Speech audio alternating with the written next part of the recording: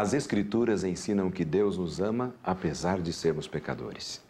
E o amor que Deus nos tem é infinitamente mais profundo e nobre do que o mais puro e intenso amor humano. E é sobre esse amor que estudaremos agora. A harmonia da criação depende da perfeita conformidade de todos os seres com a lei do Criador.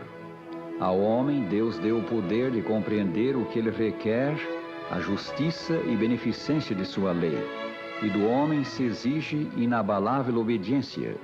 Essa harmonia da criação foi quebrada quando Eva, nossa primeira mãe, descreu das palavras de Deus e violou uma ordem divina. Adão compreendeu que sua companheira transgredira a ordem de Deus, desrespeitara a única proibição a eles imposta como prova de sua fidelidade e amor, isto é, não comer do fruto de certa árvore do paraíso. O que você entende por pecado? Pecado? Aquilo que as pessoas entendem que possa ferir seus princípios, seus valores. Na Bíblia diz assim que Deus não conta o tempo da nossa ignorância. Então, desde que a gente esteja fazendo alguma coisa que a gente sabe que é mal, é um pecado. A Bíblia responde: o pecado é a transgressão da lei. 1 São João 3, versículo 4.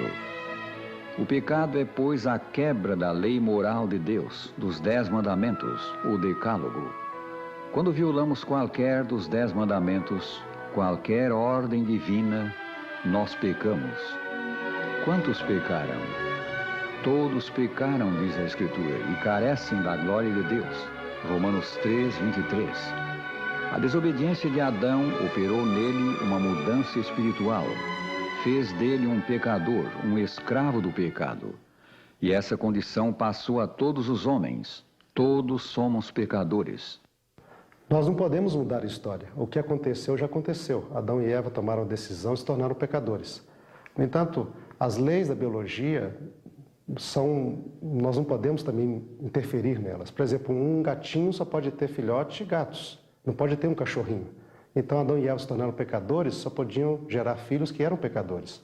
No entanto, o meu futuro, a minha salvação, não depende do erro deles no passado. Depende se hoje eu aceitar ou não a salvação em Cristo Jesus, que Deus nos oferece. Aqui estão alguns dos resultados do pecado. A terra foi amaldiçoada, passando a produzir espinhos e cardos. A doença, o sofrimento e a morte vieram como consequência do pecado. Fruto do pecado é também a guerra. O inimigo de Deus e adversário do homem, Satanás, deleita-se na guerra, pois esta excita as mais vis paixões da alma, arrastando então para a eternidade as suas vítimas engolfadas no vício e no sangue. O homem foi feito prisioneiro do pecado. Pela presença do pecado na vida, o homem não faz o que quer, mas o que o pecado quer.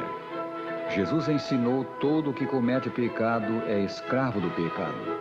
São João 8,34. Pecado é roubar, matar, mentira também acho que é pecado. Mas tirando isso, não tem mais.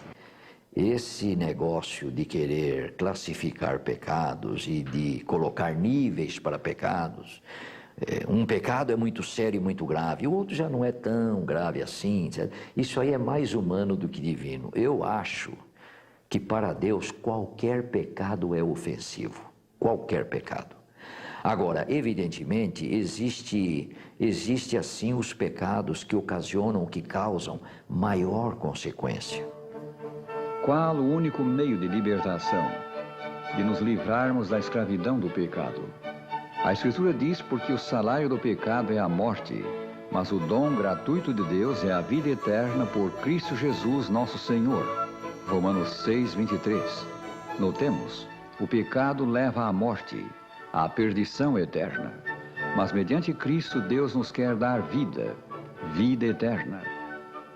A Escritura diz mais, e isto é a própria essência de tudo o que ela diz: porque Deus amou o mundo de tal maneira que deu o seu Filho unigênito, para que todo que nele crê não pereça, mas tenha a vida eterna. São João 3,16. Não há ninguém a quem Deus recuse os benefícios de sua graça salvadora. Mas há uma condição para que nos salve: crer em Jesus Cristo. Ao considerar no horto do Getsêmani o preço a ser pago pelo resgate do pecador, dar o seu sangue, a sua vida, Jesus poderia ter decidido voltar para o Pai e deixar que o homem sofresse a pena do pecado. Mas o amor o moveu ao supremo sacrifício. Por amar-nos, Jesus consentiu em sofrer as afrontas de homens que eram instrumentos de Satanás. Ele foi esbofeteado e açoitado. Porque o salário do pecado é a morte, o Filho de Deus, para nos salvar da morte, provou a morte por nós. Ele sofreu a morte como ela era infligida pelos romanos, a morte de cruz. As suas mãos e pés foram pregados numa cruz.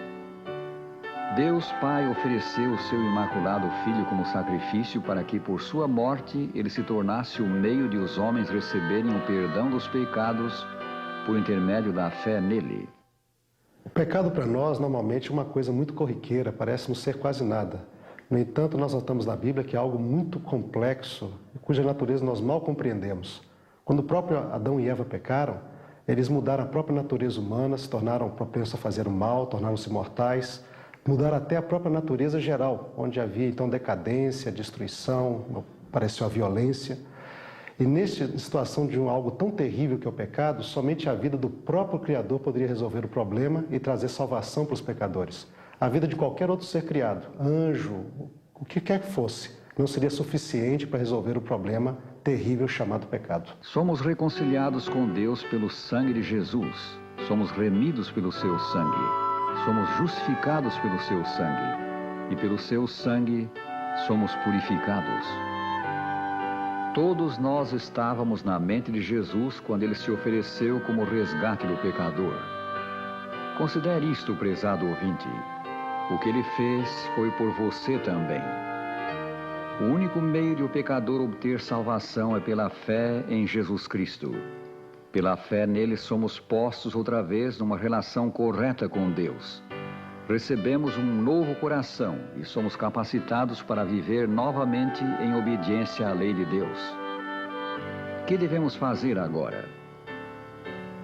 Devemos seguir a luz que temos, pôr em prática o conhecimento que Deus já nos deu da sua vontade. Se, porém, andarmos na luz como Ele está na luz, mantemos comunhão uns com os outros e o sangue de Jesus, seu Filho, nos purifica de todo o pecado. 1 São João 1, versículo 7. Você acha que é possível viver sem pecar? Não é fácil viver sem pecar, porque você peca até por pensamentos. O pecado é próprio do homem. Todo ser humano pode errar e com isso ele pode voltar atrás e se arrepender. Devemos constantemente exercitar fé no que Jesus fez por nós e no que Ele continua fazendo como nosso mediador no céu. O Senhor Jesus Cristo é que nos sustenta na luta contra o pecado. Ele é que nos dá a vitória. Como o pastor se alegra ao reencontrar a ovelha perdida, assim o Salvador se alegra ao receber a alma arrependida que a Ele volta. Vinde a mim, eis o convite de Jesus a nós homens. Cristo pagou por nós muito alto preço. Agora anela que voltemos para Ele. Quando aqui na terra Jesus se mostrou amigo dos meninos, Ele é amigo de todos os homens, até do maior pecador. Deus não ama o pecado, porque o pecado é exatamente o contrário do princípio do próprio Deus. É algo exatamente oposto ao caráter de Deus. Quando a gente pensa que este mesmo Deus, que odeia o pecado com todas as suas forças, Ele ama o pecador com todas as suas forças. E a maior evidência de que Ele ama o pecador é o fato de que Ele entregou o seu Filho, Jesus Cristo, para ser o Salvador, morrer por nós. As boas novas do Evangelho são que Cristo veio para prover salvação do pecado. O que nele crê como seu Salvador é perdoado e libertado do poder do pecado. Se desejamos agradar a Deus, viver como Ele ordena, recebemos de Jesus o poder para isto. Ele faz que sejamos novos homens e mulheres. Amigo, nada existe entre nós e a perdição eterna, senão a forte mão de Jesus Cristo. Aceitarás o Salvador agora? Aceita-o e passarás da morte para a vida.